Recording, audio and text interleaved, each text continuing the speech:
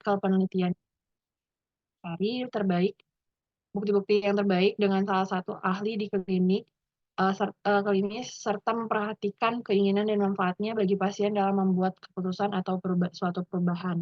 Yang kelima ada mengevaluasi outcome dari perubahan yang telah diputuskan berdasarkan bukti-bukti. Lalu setelah kita mengevaluasi, kita akan menyebarkan hasil dari EBP itu sendiri. Bisa di next. Ya, selanjutnya di sini ada hambatan dalam penggunaan hasil-hasil penelitian keperawatan. Yang pertama ada karakteristik penelitian itu sendiri yang dilakukan oleh perawat, di mana perawat kadang tidak dapat menjamin bahwa hal tersebut dapat diterapkan dalam praktik sehari-hari. Lalu ada karakteristik perawat yang di mana masih banyak perawat yang belum mengetahui cara mengakses hasil-hasil penelitian, mengkritisi hasil penelitian sebagai dasar dalam pengambilan keputusan. Lalu yang ketiga ada karakteristik organisasi ataupun tempat kerja yang di beberapa tempat suasana tempat kerja tidak mendukung adanya penggunaan hasil penelitian. Lalu yang keempat ada karakteristik profesi keperawatan yang di mana masih adanya kesulitan untuk menggabungkan antara perawat klinis dan perawat peneliti untuk berinteraksi dan berkolaborasi terkait penelitian. Bisa di next. Selanjutnya ada keuntungan dari evidence based practice sendiri, yang dimana metode yang pertama ada metode untuk mengevaluasi sistem kerja perawat dalam melakukan praktik keperawatan. Yang kedua ada mengintegrasikan komponen-komponen pendukung EBP dalam pelayanan kesehatan. Yang ketiga ada melakukan intervensi kepada pasien berdasarkan bukti-bukti hasil penelitian. Yang keempat ada meminimalisir resiko yang mungkin terjadi dalam proses pelayanan kesehatan. Yang kelima ada bersikap profesional dalam memberikan layanan kesehatan kepada pasien. Yang keenam ada menguntungkan perawat, pasien, serta institusi kesehatan. Next.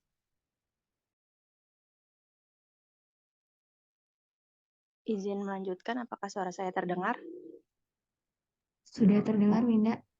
Ya, baik, terima kasih. Selanjutnya ada jurnal evidence based practice dalam keperawatan komunitas, yaitu dalam pendidikan. Next. Dalam jurnal satu ini, pertanyaan klinisnya yaitu bagaimana pengaruh pendidikan kesehatan mengenai terapi komplementer dalam kehamilan pada ibu hamil. Di analisis PICO-nya ini, pasiennya itu ibu hamil, intervensinya itu terapi komplementer, di compare-nya ini tidak ada perbandingan dan outcome-nya itu pendidikan kesehatan. Di sebelah kanan ini ada bukti jurnalnya, boleh next.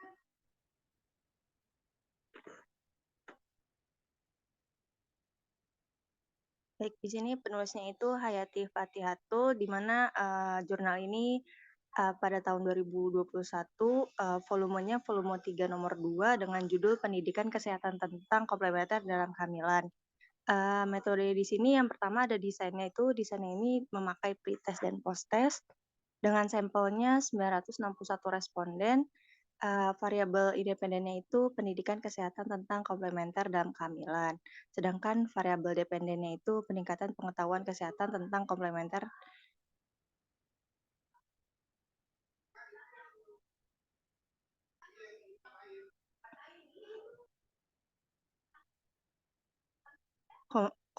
dalam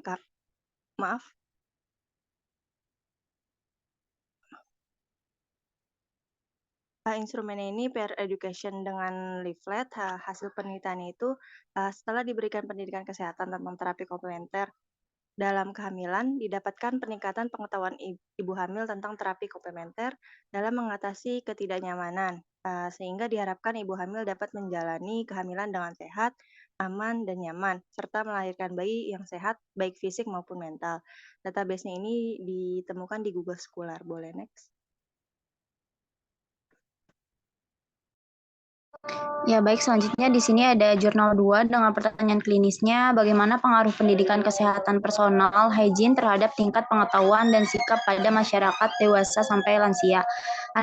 Analisis PICO-nya ini P-nya itu masyarakat mayoritas 26 sampai 65 tahun, I-nya itu personal hygiene, compare-nya tidak ada tanpa perbandingan, dan outcome-nya itu tingkat pengetahuan dan sikap masyarakat terhadap personal hygiene. Nah, di sebelah kanan ini ada bukti dari jurnalnya. Boleh di next slide.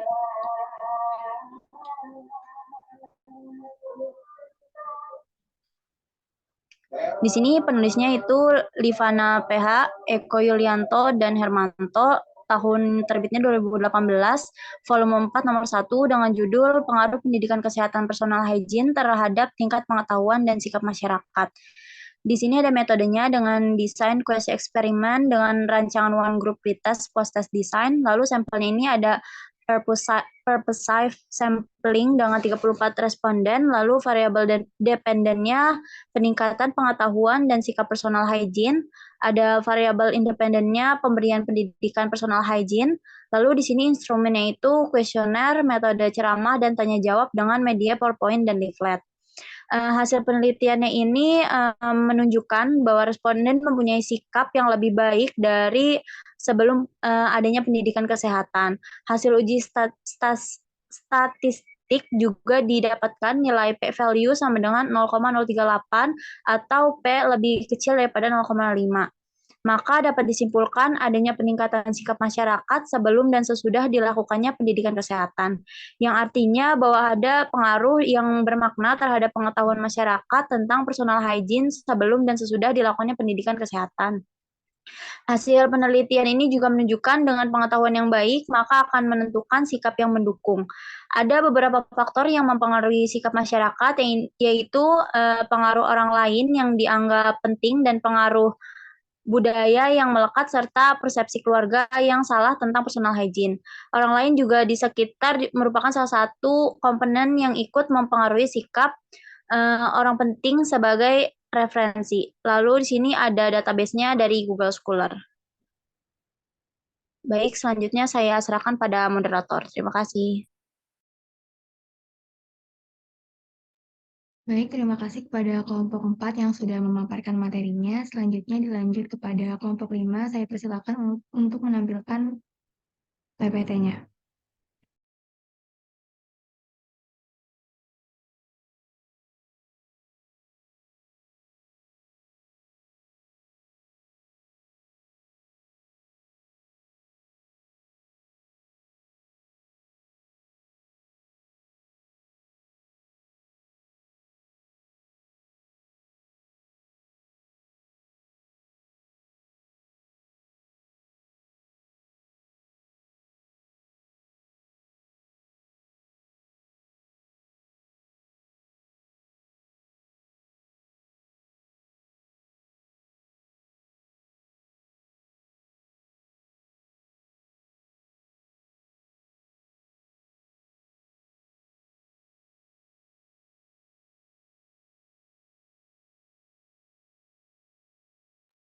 Baik, untuk anggota kelompok 5 ada Amelia Putri.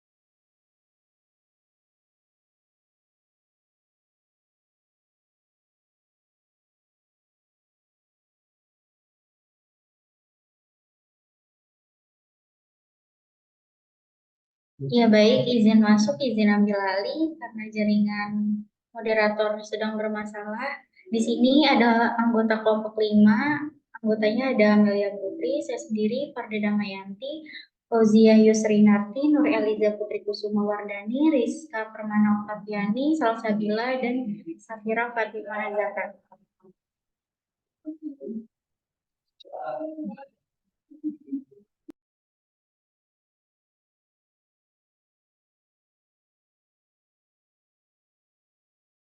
Ya, di sini ada konsep EBP.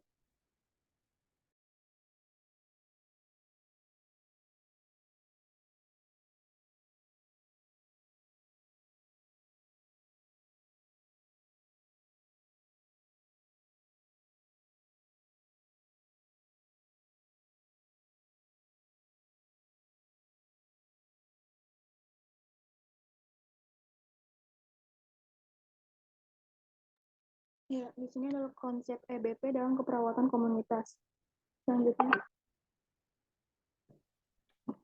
Definisi dari EBP ini atau Evidence Based Practice merupakan suatu strategi untuk mendapatkan pengetahuan terbaru berdasarkan bukti yang jelas dan relevan untuk membuat keputusan klinis yang efektif dan meningkatkan skill dalam praktik klinis guna meningkatkan kualitas kesehatan pasien. Tujuannya ini memberikan data pada perawat praktisi berdasarkan bukti ilmiah agar dapat memberikan perawatan secara efektif dengan menggunakan hasil penelitian terbaik, menyelesaikan masalah yang ada pada pemberian pelayanan kepada pasien, mencapai kesempurnaan dalam pemberian asuhan keperawatan, jaminan standar, kualitas, dan memicu inovasi. Selanjutnya, di sini ada langkah-langkahnya. Jadi langkah-langkah EBP ada menumbuhkan semangat menyelidiki, merumuskan pertanyaan klinis dengan menggunakan PICO atau PICOT format, mencari dan mengumpulkan bukti-bukti artikel penelitian yang paling relevan dengan PICO atau PICOT, melakukan penilaian kritis terhadap bukti-bukti artikel penelitian, mengintegrasikan bukti-bukti artikel penelitian terbaik dengan salah satu ahli di klinik, serta memperhatikan keinginan dan manfaatnya bagi pasien dalam membuat keputusan atau perubahan, mengevaluasi outcome dari perubahan yang telah diputuskan berdasarkan bukti-bukti, dan yang terakhir ada menyebarluaskan hasil dari EBP. Komponen dari EBP ini, yang pertama ada bukti eksternal yang didapat dari penelitian, bukti internal berupa kemampuan klinis, dan yang terakhir ada pilihan pada pasien.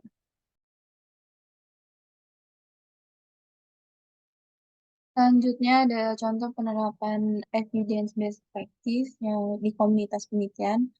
Tahap pertama yaitu merumuskan pertanyaan klinis dengan menggunakan PICO atau PICOT formal. Yang pertama jurnal 1, pertanyaan klinis, pada lansia mengalami stres. Apakah terapi relaksasi Benson dapat menurunkan tingkat stres pada lansia dibandingkan yang tidak melakukannya? Untuk pokoknya pasien dengan lansia mengalami tingkat stres, intervensinya terapi relaksasi Benson, compare-nya tidak melakukan relaksasi Benson, outcome-nya menciptakan kondisi tenang seperti menghilangkan rasa sakit, stres, susah tidur, menurunkan tekanan darah, dan mengobati depresi pada lansia. Selanjutnya, jurnal 2, pertanyaan klinis, bagaimana pengaruh pemberian kompres bawang merah terhadap penurunan suhu tubuh balita saat demam pasca imunisasi. Pertanyaan PICO-nya, pasien pada bayi demam pasca imunisasi, intervensinya pemberian kompres bawang merah, compare-nya tanpa pembanding, outcome-nya menurunkan demam pada balita pasca imunisasi. Selanjutnya, jurnal 3, pertanyaan klinis, bagaimana keefektifan tumbuhan obat sebagai pengobatan penyakit kolesterol di Desa Boli, Kecamatan Ponre, Kabupaten Bone. Pikonya, pasien 40 orang responden yang terdiri dari 10 orang laki-laki dan 30 orang perempuan. 67,5% adalah ibu rumah tangga dan sisanya adalah PNS, petani, dan pengusaha. Intervensinya pemberian tumbuhan obat, compare-nya tanpa pembanding, outcome-nya dapat menurunkan kadar kolesterol. Selanjutnya, di sini tahap yang kedua yaitu mencari dan mengumpulkan bukti-bukti atau artikel penelitian yang paling relevan dengan PICO atau PICOT. Di sini ada bukti dari jurnalnya yang kelompok ambil, boleh di next. Di sini sumbernya itu dari Jurnal Ilmiah Keperawatan volume 9 nomor 1 tahun 2023 dengan judul penelitian pengaruh relaksasi Benson terhadap tingkat stres pada lansia di Panti Sosial Jombang. Dengan desainnya itu kuesi eksperimen dengan one group pretest serta post design dengan mengambil sampel sebanyak 30 orang dengan menggunakan teknik total sampling. Variabel bebasnya di sini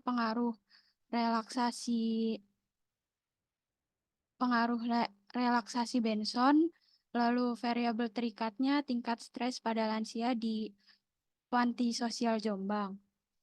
Jadi hasil dari analisis jurnal pertama ini berdasarkan data primer dapat diketahui bahwa hampir 33% responden memiliki tingkat stres sedang sebelum dilakukan relaksasi Benson sejumlah 10 responden dan hampir setengahnya yaitu 36,7% responden memiliki tingkat stres sedang setelah dilakukan relaksasi Benson yaitu sejumlah 11 responden. Jadi hasilnya itu ada pengaruh teknik relaksasi Benson terhadap tingkat stres pada lansia.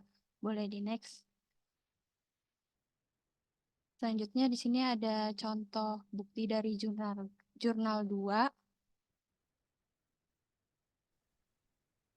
Jurnal 2 ini diambil dari sumber Maternal Child Healthcare Journal volume 2 nomor 2.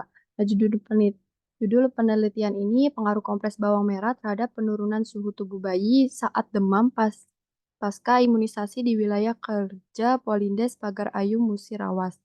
Nah, penelitian ini dilakukan dengan metode pre-eksperimen dengan pendekatan one group pretest post-test.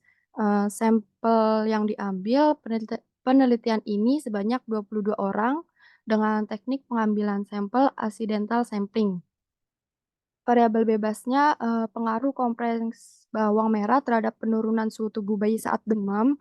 Lalu variabel terikatnya pasca imunisasi di wilayah kerja Polindes Pagar Ayu Musirawas. Nah, instrumennya berdasarkan hasil pengumpulan data dan kajian literatur, lalu lembar observasi pada tahap penelitian, kemudian kompresan bawang merah termometer untuk mengecek suhu tubuh. Nah, berdasarkan dari tabel ini, hasil penelitian dapat menjelaskan dari 22 orang responden didapatkan rata-rata suhu tubuh sebelum dilakukan kompres bawang ini 37 derajat dengan sedangkan rata-rata suhu tubuh sesudah dilakukan kompres bawang merah 37 derajat. Nah, perbedaan rata-rata antara suhu tubuh sebelum dan sesudah dilakukannya kompres bawang merah ini adalah minus 4,234. Hasil uji statistik didapatkan p-value 0,0000, artinya adanya pengaruh kompres bawang merah terhadap penurunan suhu tubuh bayi saat demam pasca imunisasi di wilayah kerja Polindes Pagar Ayu Kecamatan Megang Sakti Kabupaten Musirawas tahun 2020.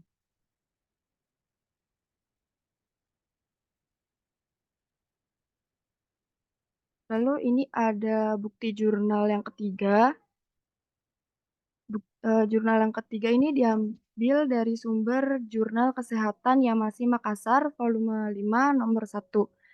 Nah, judul penelitian ini adalah tumbuhan obat dalam pengobatan penyakit kolesterol di Desa Boli, Kecamatan Poren, Kabupaten Bone. Nah, penelitian ini sampelnya, penelitian ini deskriptif dengan mengumpulkan data melalui wawancara. Lalu teknik pengambilan sampel menggunakan accidental sampling, jumlah responden 40 orang dengan kriteria jenis kelamin pria dan wanita yang berumur di atas 30 tahun. Variabel terikat adalah tumbuhan obat, lalu variabel bebasnya pengobatan penyakit kolesterol di Desa Boli, Kecamatan Ponre, Kabupaten Bone. Instrumennya berdasarkan hasil pengumpulan data dan kajian literatur, lalu lembar observasi pada tahap penelitian, kemudian tumbuhan obat yang dikumpulkan diperoleh 15 jenis tumbuhan obat yang digunakan oleh masyarakat untuk mengobati penyakit kolesterol. Nah, di sini analisis dari penelitian ini, hasil penelitian menunjukkan bahwa masyarakat di Desa Boli menggunakan ramuan tumbuhan obat untuk mengobati penyakit kolesterol yang diderita sebagai langkah awal untuk mengobati diri sendiri. Nah, bagian-bagian tumbuhan dari 15 jenis tumbuhan obat ini yang digunakan masyarakat untuk pengobatan penyakit kolesterol antara lain daunnya, buah, batangnya, rimpang, dan umbi dengan cara pengolahan direbus hingga mendidih, diseduh dengan air panas, lalu dihaluskan dan disaring serta diminum langsung. Efek yang dirasakan setelah penggunaan ramuan obat ini adalah gejala penyakitnya berkurang, namun belum dinyatakan sembuh secara total. Nah, dalam penelitian ini didapatkan sebanyak 40 orang responden yang terdiri dari 10 orang laki-laki dengan presentasi 25% dan 30 orang perempuan dengan presentasi 75%. Nah, air rebusan daun salam ini memberikan pengaruh terhadap penurunan kadar kolesterol terhadap lansia.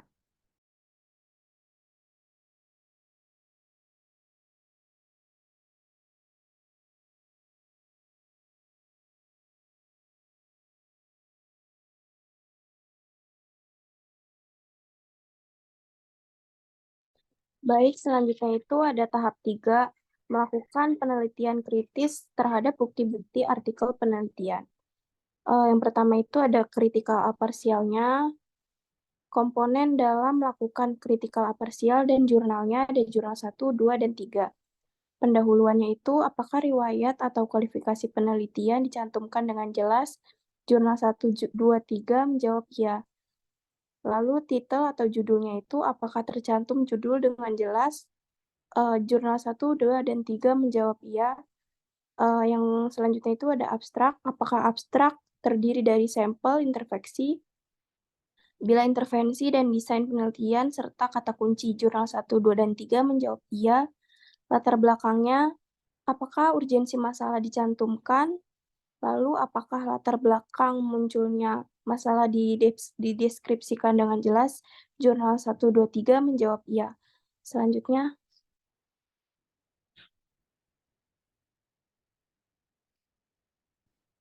slide selanjutnya.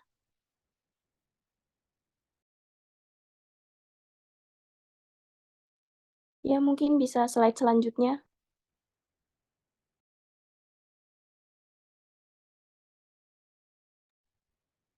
Bisa dilihat untuk literatur review-nya, slide sebelumnya. Atau tinjauan pustaka lainnya itu bisa dilihat. Selanjutnya itu tujuan penelitian itu, apakah tujuan penelitian serta pertanyaannya digambarkan dengan jelas? Jurnal 1, 2, 3 menjawab iya. Variabel penelitian itu, apakah definisi variabel dependen dan independen cantumkan dengan jelas, identifikasi hasil dan tujuan dan hasilnya. Selanjutnya.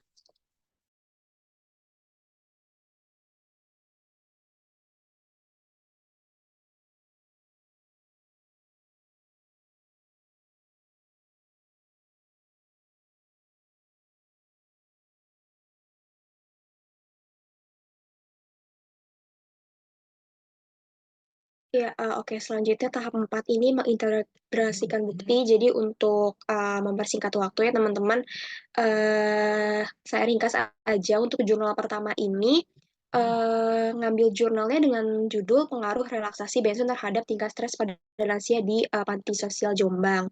Jadi di sini peneliti itu mengambil responden menurut jenis kelamin, usia, dan juga lama tempat tinggal. Sampelnya ini tuh menggunakan total sampling dengan metode kuasi eksperimen.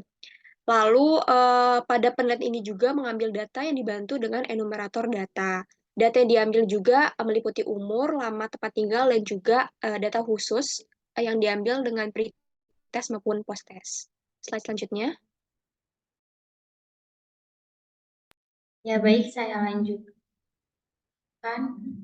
Jurnal 2 di sini saya ringkas saja. Jadi, peneliti itu mengintegrasikan jurnal terkait penurunan suhu tubuh bayi pada saat demam pada saat pasca demam imunisasi dengan judul jurnalnya yaitu pengaruh kompres bawang merah terhadap penurunan suhu tubuh bayi saat demam pasca imunisasi di wilayah kerja Polindes Pagar Ayu Musirawas.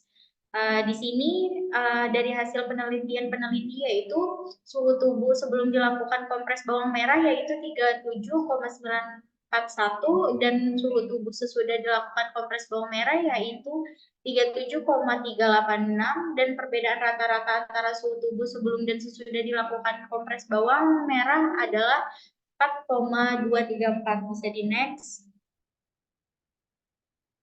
Nah, jurnal 3 yaitu peneliti mengintegrasikan jurnal terkait ramuan tumbuhan obat untuk mengobati penyakit kolesterol dengan judul jurnalnya tumbuhan obat dalam pengobatan penyakit kolesterol di Desa Boli, Kecamatan Konre, Kabupaten Bone, yaitu berdasarkan data hasil inventarisasi tumbuhan obat yang dikumpulkan, diperoleh 15 jenis tumbuhan obat yang digunakan oleh masyarakat untuk mengobati penyakit kolesterol. Bisa di next. Ya, di sini tahap 5 yaitu mengevaluasi outcome dari perubahan yang telah diputuskan berdasarkan bukti-bukti. Bisa dibaca di sini ya teman-teman. Ya, bisa di next.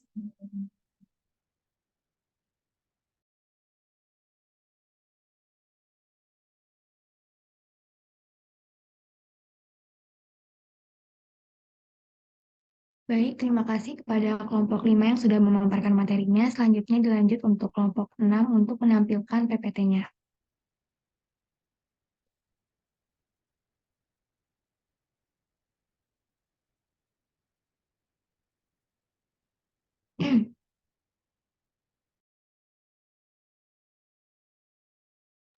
Ini untuk anggota kelompok 6, ada Adinda Dwi Pertiwi, Adinda Ramadhani, Gali Trinidad, Kaila Kamila, Nisrina Khairunisa, Vini Sarwatu, dan Yeni Chandra. Kepada kelompok 6, saya persilakan untuk memaparkan materinya. Yang pertama ada konsep evidence-based practice dalam keperawatan komunitas. Definisi evidence-based practice dalam keperawatan komunitas ini menurut Secret et al. 2009 adalah sebagai suatu sintesis dan penggunaan temuan ilmiah dari berbagai jenis penelitian termasuk randomized control trial, penelitian deskriptif, informasi dari laporan kasus, dan pendapat pakar. Lalu dari pendapat lain, Dharma 2011 mendefinisikan EBP sebagai suatu integrasi yang lebih dari satu penelitian dari bukti hasil penelitian terbaik yang telah melalui tahapan telaah dan sintesis yang digunakan sebagai dasar dalam praktik keperawatan dan memberikan manfaat bagi penerima layanan keperawatan. Jadi kesimpulan dari EBP ini merupakan suatu kerangka kerja yang menguji, mengevaluasi, dan menerapkan temuan-temuan penelitian dengan tujuan untuk memperbaiki pelayanan keperawatan kepada pasien. Lalu selanjutnya ada tujuan evidence-based nursing ini memastikan bahwa praktik keperawatan didasarkan pada bukti yang kuat dan manfaat pasien sebagai hasilnya. Menggunakan EBP ini juga menghasilkan rekomendasi dan praktik klinis yang lebih konsisten di seluruh layanan kesehatan. Bisa di next. Lalu selanjutnya yang ketiga ada prinsip evidence-based nursing. Komponen EBP nursing dalam membuat keputusan praktik keperawatan berdasarkan yang pertama ada bukti eksternal yang bermula dari penelitian, fakta berdasarkan prinsip, pendapat seorang pemimpin, dan konsultasi dengan seorang yang profesional. Yang kedua, ada bukti internal berupa kemampuan klinis yang diperoleh dari tata laksana dampak dan pengembangan mutu, analisis pada pasien, dan evaluasi pelayanan pada pasien, dan pemakaian sumber yang ada. Yang ketiga, ada pilihan pada pasien. Selanjutnya. Yang keempat ada langkah-langkah EBP. Yang pertama ada ajukan pertanyaan. Bangun pertanyaan klinis yang dibangun dengan baik yang berasal dari kasus ini. Yang kedua ada dapatkan bukti, pilih sumber daya yang sesuai dan lakukan pencarian untuk mendapatkan bukti. Yang ketiga ada menilai bukti. Untuk menilai bukti ini validitasnya, kedekatan dengan kebenaran, dan penerapannya kegunaan dalam praktik klinis. Yang keempat ada terapkan bukti, mengintegrasikan bukti dengan keahlian klinis dan preferensi pasien dan berlaku untuk praktik. Yang kelima ada nilai efeknya, yaitu dengan mengevaluasi kinerja dan keberhasilan perubahan dalam praktik. Selanjutnya ada hambatan EBM. Ya, jadi hambatan dalam menerapkan EBM ini sebagaimana dijelaskan oleh Dinesko dan Kulum tahun 1998 adalah yang pertama ada keterbatasan waktu, keterbatasan akses terhadap literatur, kurangnya pelatihan terkait usaha untuk mencari informasi dan keterampilan dalam mengkritisi hasil penelitian, ideologi yang menekankan praktek dibandingkan dengan pengetahuan intelektual, dan lingkungan kerja tidak mendukung dalam usaha mencari informasi hasil penelitian. Next. Selanjutnya ada keuntungan EBN menurut Yates tahun 2012. Keuntungan dari evidence-based practice ialah membantu perawat atau mahasiswa dalam membuat keputusan klinis di lahan praktek berdasarkan pengalaman pribadi atau orang lain, serta biaya yang digunakan dalam implementasi EBP tidak banyak, sedangkan kerugian dari EBP sendiri adalah waktu yang digunakan lebih banyak dan kerja yang ekstra dalam mengambil keputusan klinis. Next. Ini selanjutnya ini ada contoh dari jurnal evidence based practice dalam keperawatan komunitas dalam keprofesian. Di sini ada judulnya pengaruh terapi kompres hangat terhadap nyeri haid pada siswi SMK Perbankan Simpang Haru Padang. Untuk pertanyaan klinisnya ini, bagaimanakah pengaruh terapi kompres hangat terhadap nyeri haid pada siswi SMK Perbankan Simpang Haru Padang? Untuk komponen pikotnya, untuk P-nya ini terdapat siswa SMK Perbankan Simpang Haru Padang. Untuk intervensinya terapi kompres hangat. Untuk komponen itu tidak ada pembanding. Untuk outcome-nya itu penurunan nyeri haid dan untuk waktunya itu 20 menit. Next slide. Ya, selanjutnya ada bukti jurnal 1. Di sini dengan judul pengaruh terapi kompres hangat terhadap nyeri haid pada siswa SMK Perbankan Simpang Haru Padang dengan penulis Asmita Dahlan dan Triveni Syahminan. Di sini sumbernya dari jurnal Endurance 2 1 Februari 2017 di halaman 37-44 dengan judul penelitian pengaruh terapi kompres hangat terhadap nyeri haid pada siswa SMK Perbankan Simpang Haru Padang. Dengan desain metode pre-eksperimen dengan rancangan one group pretest post-test. Lalu sampelnya ini penarikan sampel melalui metode purposive sampling dengan sampel berjumlah 16 orang pada remaja putri.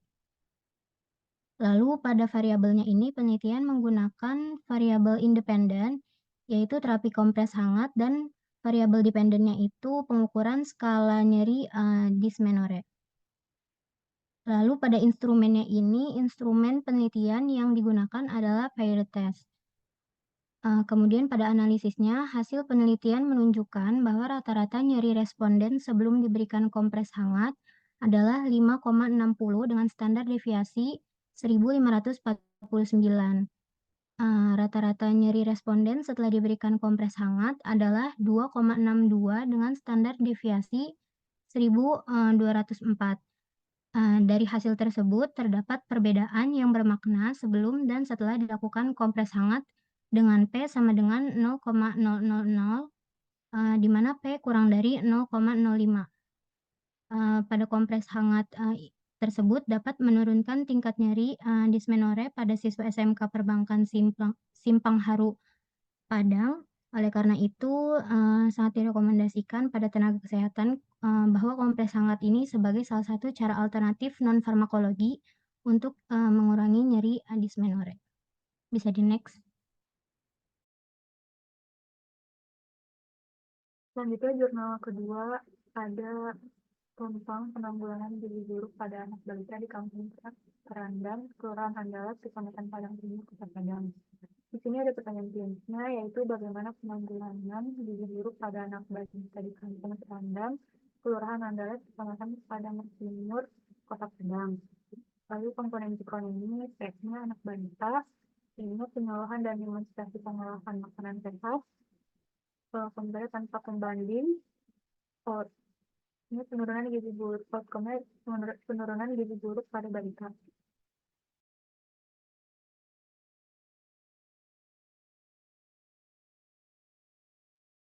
Ya, selanjutnya itu ada sumber. Yang pertama itu sumbernya itu dari jurnal Altifani, penelitian dan pengabdian pada masyarakat. Judul penelitiannya itu penanggulangan gizi buruk pada anak balita di Kampung Trandam, Kelurahan Andalas, Kecamatan Padang Timur, Kota Padang. Desainnya itu penyuluhan secara lisan dan demonstrasi pengolahan makanan. Sampelnya jumlah peserta sebanyak 32 orang.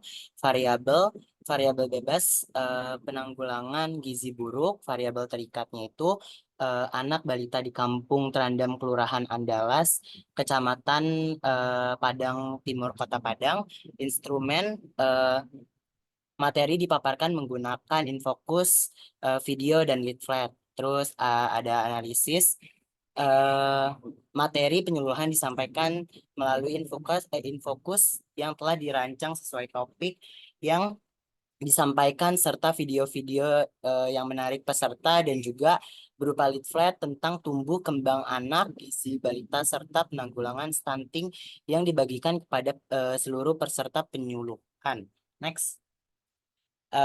Jumlah peserta penyuluhan tentang tumbuh kembang gizi balita dan demokrasi masak ada 33 orang sesuai dengan data yang didata di RT 1. Hal ini menunjukkan para ibu-ibu balita begitu antusias terhadap kegiatan yang dilakukan oleh pihak Pengapnas Tikes Ranah Minang. Next.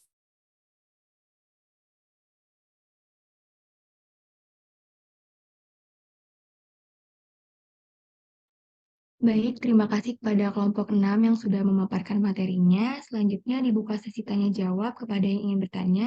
Dipersilakan untuk raise hand terlebih dahulu.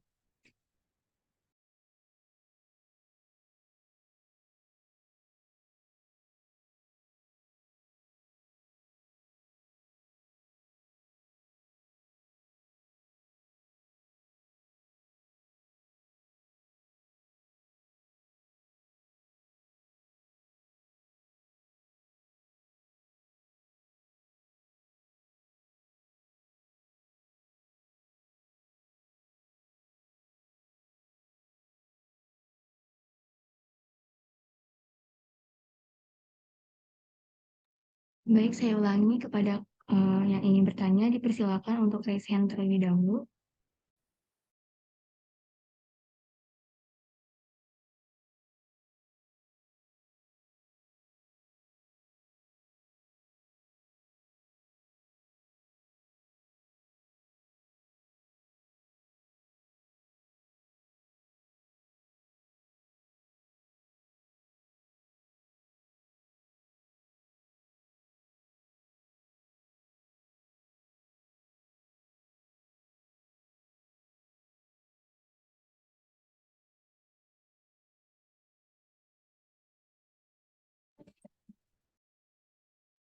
Gimana? Bingung ya? Soalnya presentasinya gubrukan, ya gitu kan.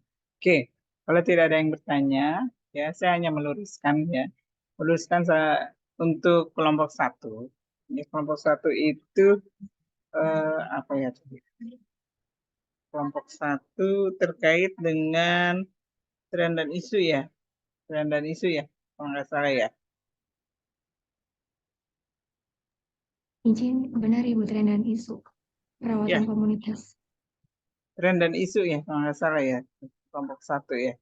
Tren dan isu di mana tadi? Pendidikan ya. Nah, tren dan isunya tolong ditambahkan ya. Itu kan hanya pendidikan D3 ya. Ya. Pendidikan D3 nanti Anda tambahkan untuk pendidikan D4 kan ada D4. Sekarang banyak loh berdiri D4 D4. No, Anda sendiri kok nggak dimasukkan. Masukkan itu ya. Kemudian untuk kelompok yang terkait dengan profesi ya. Profesi tidak salah ya. Kalau tidak salah ada kalimat, apa sih peran perawat dalam politik melalui kurikulum. Nah, ini bentuknya apa? Tolong ditambahkan nanti ya di dalam makalah ya. Keterkaitannya politik dengan kurikulum kacau ini ya. Ya.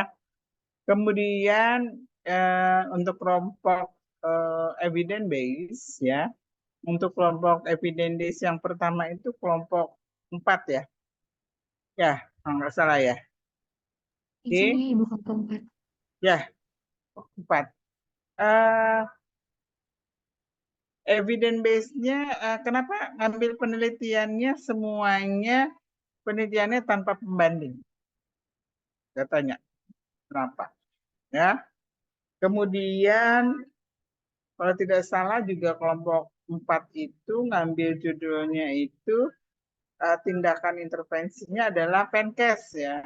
Cuman kan Penkesnya yang satu pakai peer group, satu lagi pakai apa tuh? Nah itu dijelaskan ya perbedaannya ya. Kemudian untuk mana ya?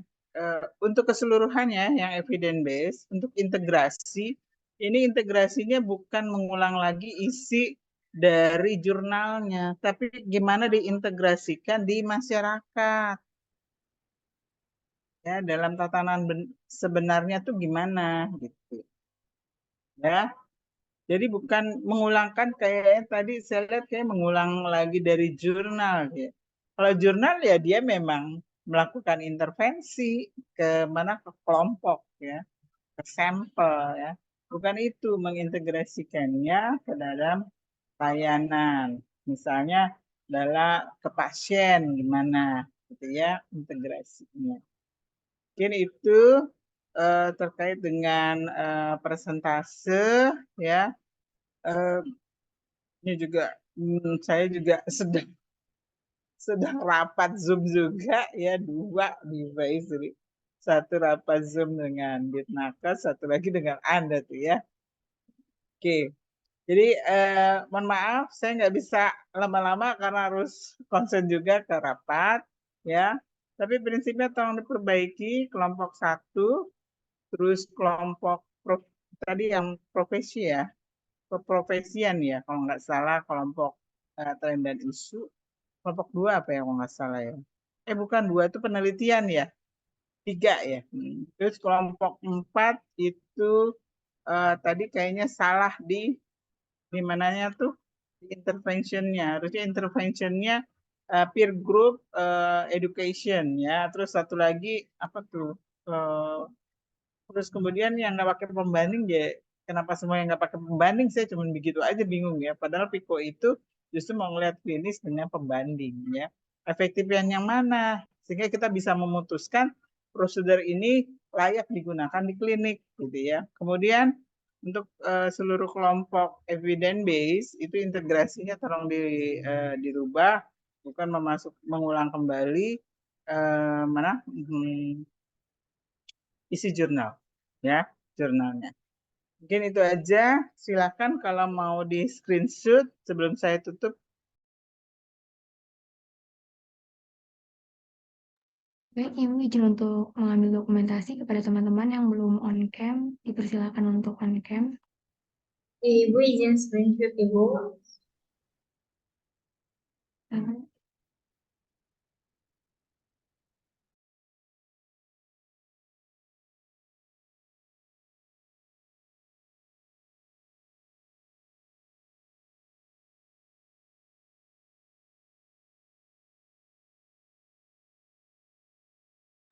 Baik, sudah Ibu.